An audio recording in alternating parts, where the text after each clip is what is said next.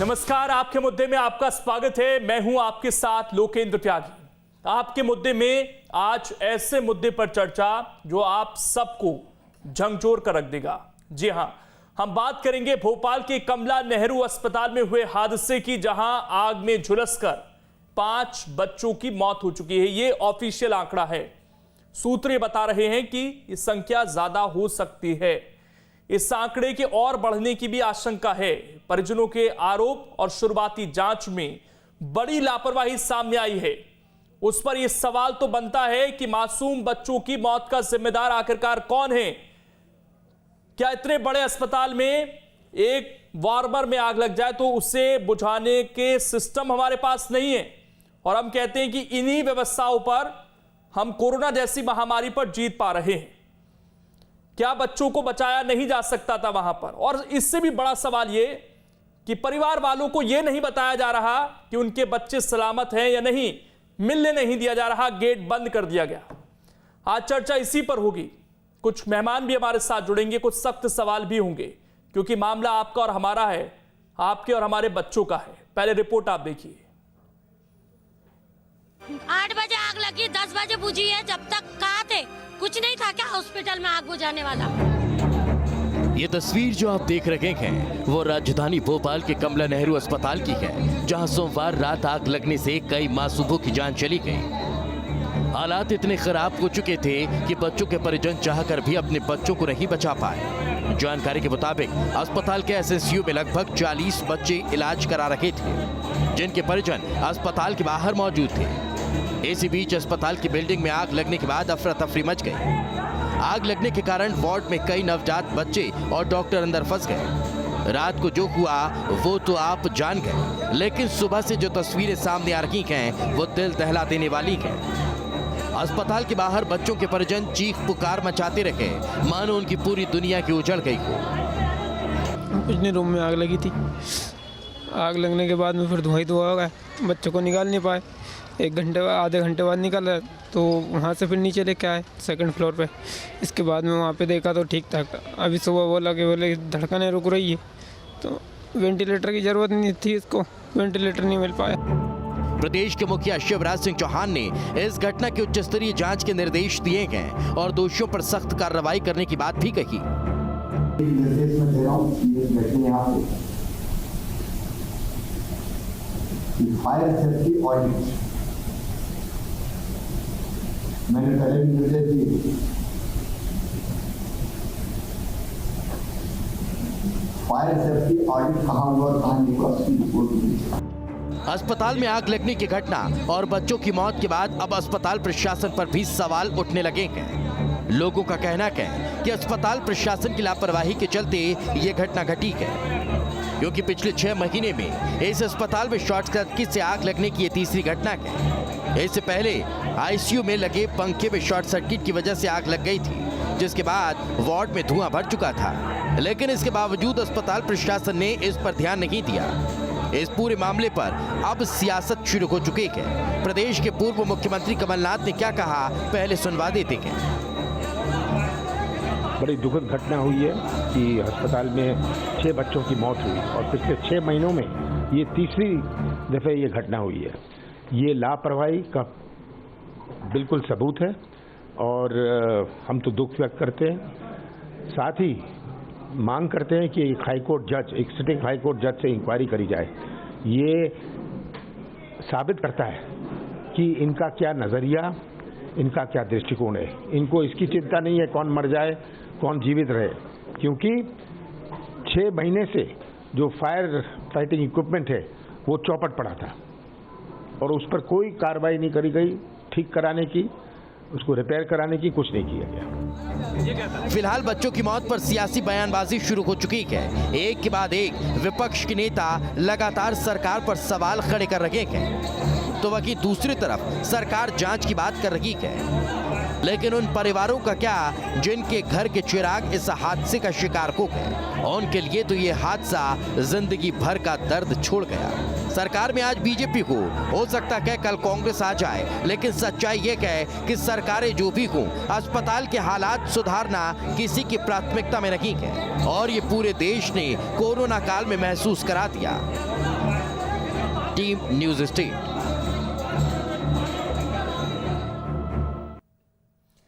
और चर्चा करने के लिए हमारे साथ स्वास्थ्य अधिकारी रिटायर्ड शरद पंडित जी जुड़ गए हैं। पीसी शर्मा पूर्व मंत्री कांग्रेस का पक्ष रखने के लिए हमारे साथ जुड़े हैं और महेंद्र सिंह सोलंकी सांसद हैं बीजेपी के, हमारे साथ जुड़ गए हैं। सबसे पहले महेंद्र सिंह सोलंकी जी, घटना जो घटी उसको लेकर मैं सवाल पूछूं। एक संवेदनशीलता कम से कम दिखाई देनी चाहिए थी। अभी तक हम एग्जैक्ट फिगर तक नहीं पहुंच पाए। ये हमारे लिए 5, 6, 7, 8 हो सकते हैं, लेकिन किसी के लिए महज एक था, वो बच्चा जो अब इस दुनिया में नहीं है। हम उनको ये तक नहीं बता पा रहे कि आपके बच्चों की हालत क्या है। देखिए साहब, ये एक दुखद घटना है और सबसे पहले तो मैं उन दिवंगत आत्माओं को बहुत श्रद्धांजलि देता हूँ। ये घटना है, इसको अनेक लोग राजनीतिक जामा पहनाने में लग गए हैं। ये समय बहुत दुख का समय है। ये समय सबको मिलकर चलने का समय है। निश्चित रूप से कोई ना कोई लापरवाही हुई होगी, तभी ये घटना हुई है। और ये लापरवाही हुई होगी तो इसकी जांच के भी आदेश आदरणीय मुख्यमंत्री जी ने दिए हैं। हम ये नहीं पता लगा पाए हैं। मैं तो सीधा पूछ रहा हूं सोलंकी जी, मैंने कहा ना कि मैं बाद में आऊंगा उस चीज पर। 24 घंटे से ज्यादा का वक्त अब होने को है धीरे धीरे। कल 8 बजे के आसपास ये घटना घटी। अभी तक हम ये क्यों नहीं बता पा रहे वहां पर परिवारों को कि उनके बच्चे सुरक्षित हैं या नहीं है? यह आंकड़ा 5 का है, 6 का है, 7 का है? क्या ये कह देना कि एसएनसीयू में तो गंभीर ही होते हैं बच्चे, वैसे क्रिटिकल होते हैं? जो भी बच्चे इसमें प्रभावित हुए हैं उन सभी का इलाज चल रहा है। और निश्चित रूप से यहाँ पर जिस प्रकार की अभी सूचना आई है, लगभग 7 बच्चे प्रभावित हुए हैं और मुझे नहीं लगता है कि इसके आगे हमें कोई ऐसी दुखद घटना की ऐसी कोई संख्या सुनने को मिले। ईश्वर करे कि ये संख्या यहीं पर रुक जाए। लेकिन बाकी जितने बच्चे थे वो पूरी तरह से सुरक्षित हैं, उनका इलाज चल रहा है। मंत्री जी स्वयं इस बात को संज्ञान में लिए हुए हैं। मुख्यमंत्री जी खुद चिंतित हैं और एसीएस को जो रिपोर्ट जांच के लिए सौंपा गया है, मोहम्मद सुलेमान इसकी स्वयं जांच कर रहे हैं। पूरी तरह से सरकार संवेदनशील है। मैं फिर कहना चाहूंगा कि बहुत दुखद घटना है, इसको राजनीतिक जामा नहीं पहनाना चाहिए। ये समय सबको मिलकर चलने का समय है। इस तरह की घटनाएं कोई बोलकर या बताकर नहीं होती है। ये तो घटना है, हुई है। नहीं, अगर इंतजार हो घटना का तो सर वो बता के ही आ रही होती है कि आपका फायर सिस्टम ठीक नहीं है, आपको एनओसी लेनी है। ये संकेत होते हैं कि घटना घट सकती है। और उमा भारती ने एक ट्वीट किया है, राजधर्म का पालन हो रहा है सर? अगर हो रहा है तो जो चीजें साफ तौर पर दिखाई दे रही हैं कि एनओसी नहीं थी ठीक तरीके से, सिस्टम जो वहां पर फायर फाइटर के थे वो काम नहीं कर रहे थे, तो ये जिम्मेदारी तो अब तक तय हो जानी चाहिए थी। इस स्तर पे अभी ये बताना थोड़ा मुश्किल है क्योंकि एसीएस इसकी जांच कर रहा है। जांच के बाद जो भी लोग दोषी होंगे उनके विरुद्ध उचित कार्रवाई होगी। किन लोगों ने फायर एक्सटिंग्विशर की चिंता नहीं की, किन लोगों ने इक्विपमेंट की चिंता नहीं की, इस तरह की स्थिति क्यों निर्मित हुई, जैसे ही जांच की रिपोर्ट आती है और जो लोग भी दोषी पाए जाते हैं उनके खिलाफ बहुत सख्त से सख्त कार्रवाई सरकार करेगी। सरकार पूरी तरह से इस मामले को लेकर संवेदनशील है। मेरा केवल कांग्रेस से और कांग्रेस के मित्रों से यह कहना है कि एक संवेदनशील मामला है, इसमें राजनीति को बीच में बिल्कुल नहीं लाना चाहिए। ये राजनीति करने का समय नहीं है, ये घटना राजनीति करने के लिए बिल्कुल नहीं है।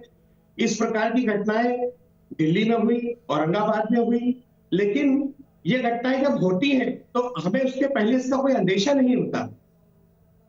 जो भी इसमें दोषी होगा निश्चित रूप से उसके खिलाफ कार्रवाई करेंगे। पीसी शर्मा जी, राजधर्म का पालन हो रहा है, दोषी पाया जाता है और ऐसी क्या चीज है कि मीडिया को बाहर रोक दिया जाता है? आप लोग जाते हैं, आप लोगों को अंदर नहीं जाने दिया जाता।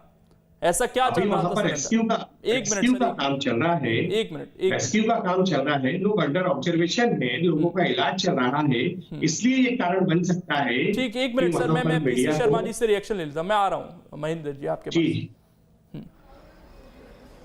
कुल मिला के सरकार का फेलियर है। स्वास्थ्य विभाग का फेल्योर है, ये मध्य प्रदेश की सरकार का फेल्योर है, मुख्यमंत्री जी का फेल्योर है, क्योंकि ये आग लगने की घटना पहली नहीं है, ये तीसरी घटना। इसके पहले 2 घटनाएं हो चुकी थी वहाँ पे आग लगने की, लेकिन उसके बावजूद वहाँ पे फायर फाइटिंग इक्विपमेंट और पूरी तैयारी सरकार का स्वास्थ्य विभाग नहीं कर पाया। ये कोविड में भी ये हुआ, 853 इंजेक्शन चोरी चले गए। ये हमीदिया अस्पताल का इतिहास ये बता रहा है कि वहाँ पे मंत्री जी जाते थे, बाकी सब अधिकारी जाते थे। भाई जाते काय के लिए, क्या देखते थे वहाँ पर? अगर आप ये नहीं कर पाए, आप गया था, और हम राजनीति नहीं कर रहे। कल हमारे जितने भी लोग गए, साथी गए, विधायक गए, इनने पूरी मदद की, मदद करने में लगे। मैं डॉक्टर्स को, वहाँ नर्सेज की तारीफ़ करूँगा कि जिन्होंने उन बच्चों को बचाने के लिए काम किया।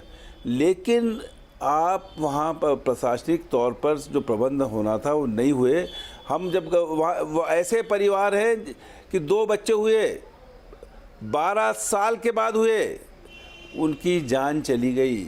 उनके लिए तो सब कुछ तबाही हो गया। 12 साल में हुआ, इसका मतलब बड़ी मुश्किल से बच्चे हुए, वो उनकी जान चली गई। महिलाएं वहाँ रो रही थी कि भाई हमको देखने नहीं दे रहे हैं। बच्चे बदल गए वहाँ पर, वो कह रहे हैं हमारा टैग लगा हुआ है, हमारा बच्चा तो ये है। मैं समझता हूँ कि इतनी अफरा तफरी देखने को आज तक कहीं देखने को मध्य प्रदेश में नहीं मिली कि इस तरह से बच्चे, पहले कोविड में बुजुर्ग गए, फिर जवान गए, फिर सांसद विधायक गए, डॉक्टर गए, सिपाही गए। लेकिन पीसी शर्मा जी एक बात बताइए, डेंगू क्या हो क्या रहा है मध्य प्रदेश के अंदर? इसी हमीदिया अस्पताल में तो कमलनाथ अपना सर्जरी कराने गए थे ना सर। एसीएस करेंगे वो, अरे ये एसीएस पीसी शर्मा जी, ये तो पीसी शर्मा जी खुद इसके चीफ है, वो कैसे करेंगे? इसीलिए कमलनाथ जी ने मांग की है, हमने भी मांग की है कि हाई कोर्ट का सिटिंग जज इसकी जांच करे। ठीक है सर, मैं एक सवाल पूछना चाह रहा हूं पीसी शर्मा जी आपसे। ये मामला सरकार के ऊपर भी है, सरकार के ऊपर भी क्वेश्चन मार्क है, मुख्यमंत्री और मंत्री के ऊपर भी क्वेश्चन मार्क है। पीसी शर्मा जी, आवाज पहुंच रही है आप तक मेरी? आ रही है। हाँ, सवाल ये था कि इसी हमीदिया अस्पताल में मुख्यमंत्री कमलनाथ जब उस वक्त थे तो इलाज कराने गए थे, एक संदेश देने की कोशिश की गई थी। आज हम पढ़ रहे हैं कि 15 साल से उसी परिसर में एक अस्पताल है, वहां पर एनओसी नहीं है।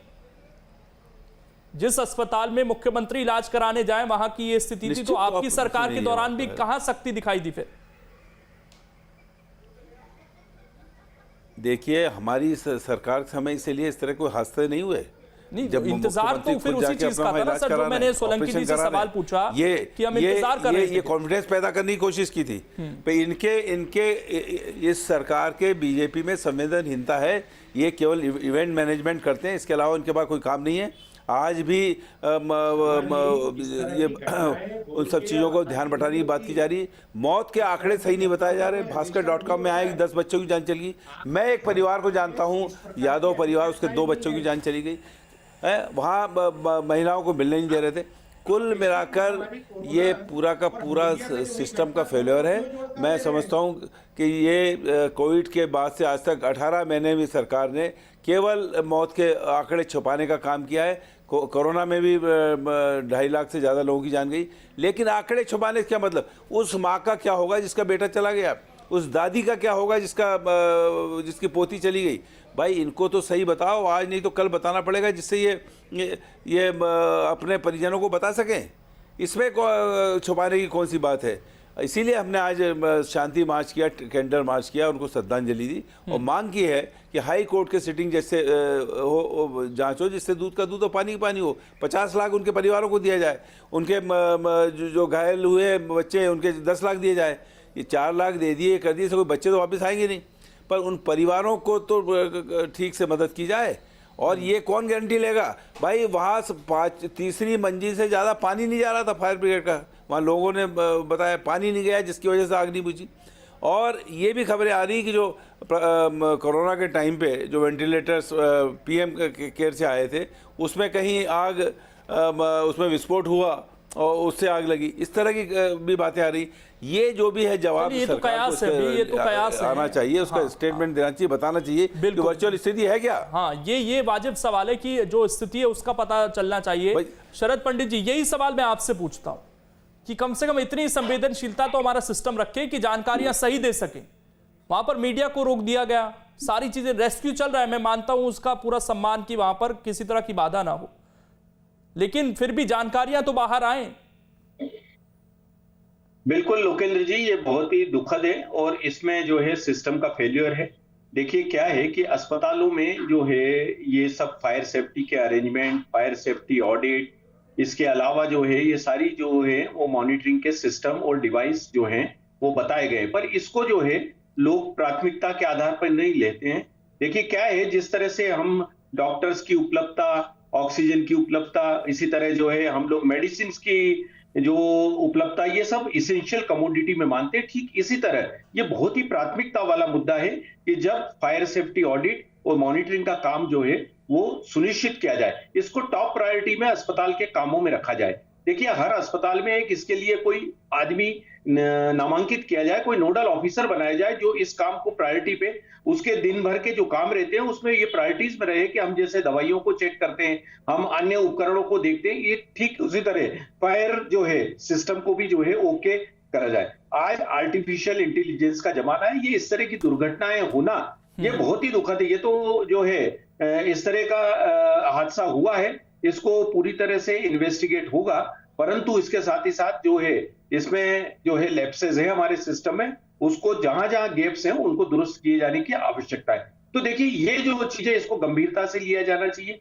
जांच होगी, जांच के बाद जो मुआवजा दिया जाएगा वो नाकाफी रहेगा, क्योंकि जो एक चाइल्ड गया है, एक ह्यूमन लाइफ गई है, एवरी चाइल्ड इज प्रेशियस। तो इस चीजों को जो है वो गंभीरता से लेके इसके लिए कुछ सिस्टम ऐसा निकालें, इसको ऐसा डिवाइस बनाए कि ये जो है हमारी टॉप प्रायोरिटी में होना चाहिए, कि जहां हमने नवजात बच्चों को, जो गंभीर, अति गंभीर बच्चे थे, कुपोषित बच्चे थे, वो बच्चों को जो है रखा है, तो उनकी जो है वो देखभाल भी उसी प्राथमिकता के आधार पर होना चाहिए। तो इसको सिस्टम में जो है प्राथमिकता वाली कार्रवाई में लिया जाना चाहिए। इसके लिए मैंने जैसा कहा है कि एक नोडल ऑफिसर नामांकित किया जाए जो डेली इसको मॉनिटरिंग करे, और उसको जो है, तो ये है ना सर, जो सीनियर ऑफिसर्स हैं वो अगर ये प्राइवेट अस्पताल होता तो हम मानते चलिए यहाँ लापरवाही हो रही है, नियम कायदों को ताक पर रखकर अस्पताल चल रहा है, मनमर्जी हो रही है। सरकारी अस्पताल में पालन नहीं हो रहा है चीजों का। नहीं देखिए, ये तो आवश्यक है कि हर अस्पताल को फायर सेफ्टी अरेंजमेंट्स के बारे में जो है पूरे प्रबंध करना है, और दूसरा जो है इसके लिए जो है डिपार्टमेंट निर्धारित है, जो डिपार्टमेंट जो है एनओसी जारी करते हैं अस्पतालों के लिए, वो सरकारी के लिए भी उतनी महत्वपूर्ण है जितना प्राइवेट अस्पतालों के लिए। तो बिना उसके ये एनओसी लिए कैसे काम कर रहे थे, ये सारी चीजें जो है वो बहुत ही चिंताजनक स्थिति। और मैंने यही कहा कि इसको भी शासन को, विभाग को प्राथमिकता के आधार पर लेना चाहिए कि ये अस्पताल की एक प्रमुख जो है वो जो है मॉनिटरिंग सिस्टम मैं सोलंकी जी के पास जाऊं, मैं एक चीज और पूछना चाहता हूं आपसे, अगर इस पर आप थोड़ा विस्तार से बता सके, इसमें जिम्मेदारी किस किस की तय होनी चाहिए आपकी नजर में, कि अगर वहां सिस्टम काम नहीं कर रहा था तो ये किसकी लापरवाही है कोरे तौर पर, और इसमें क्या बहुत ज्यादा लॉजिक लगाने की जरूरत है, बहुत ज्यादा लंबी चौड़ी जांच की जरूरत है क्या इसमें?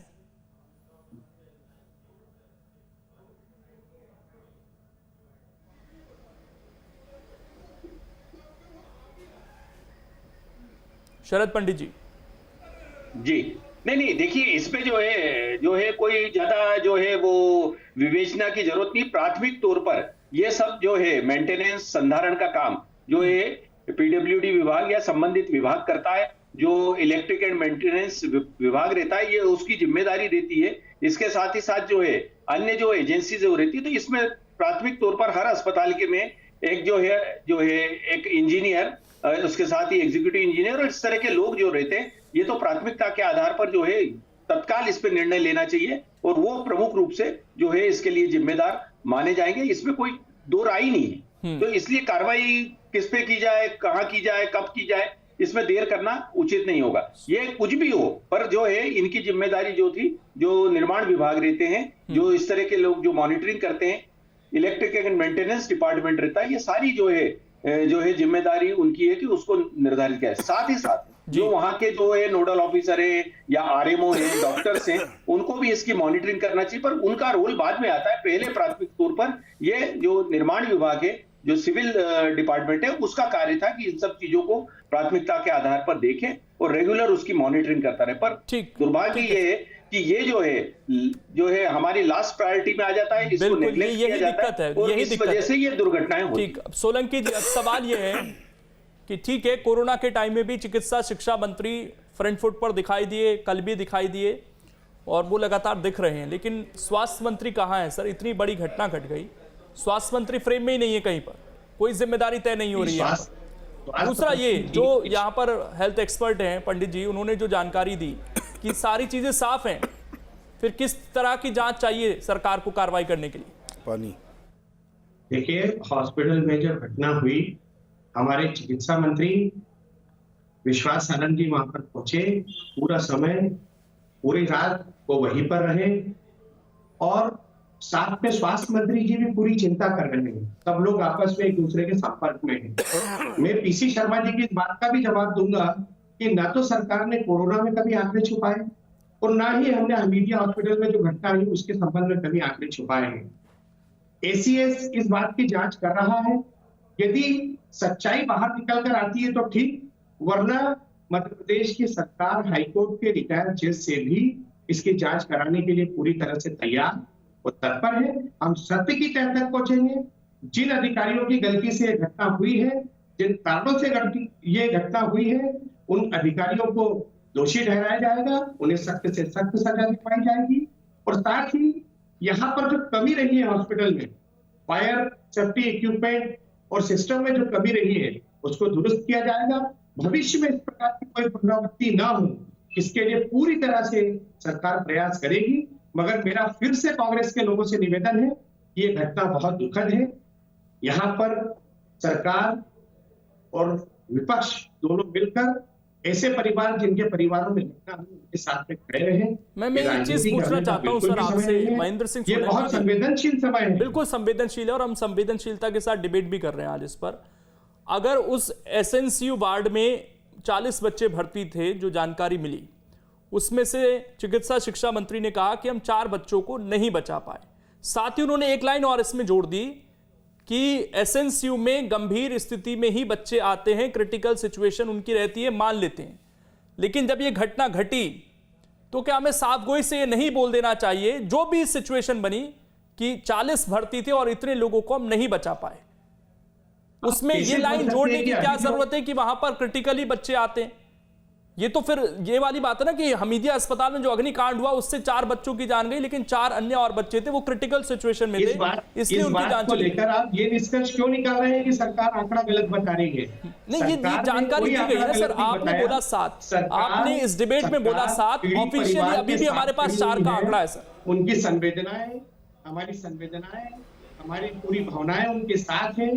उन परिवार को हम संतोषजनक जवाब देंगे। एसीएस की रिपोर्ट आ जाए, रिपोर्ट में जो भी तथ्य सामने आएगा, मैं पुनः इस बात को दोहराता हूं, नहीं, इस चीज का हमें इंतजार करना पड़ेगा। वहां से जो बच्चे, कोई 1 दिन का है, कोई 24 घंटे का है, वहां से उसकी बॉडी निकली है, तो उसमें भी हम इंतजार करें किसी रिपोर्ट का कि इतनी बॉडी यहां से हमने दी है, हैंडओवर दिया है।